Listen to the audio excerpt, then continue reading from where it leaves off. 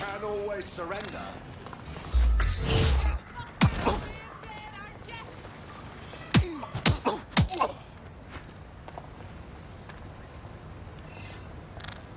A spy that's been after our potential recruit is nearby.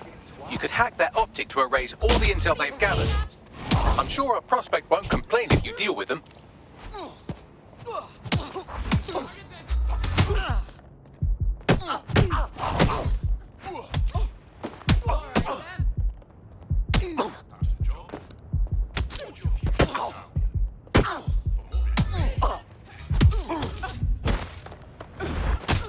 Let's even the odds.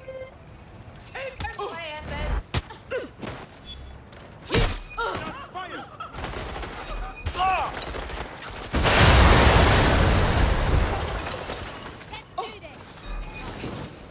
That's pretty much the opposite of what our prospect would have wanted. Oh well. I need backup.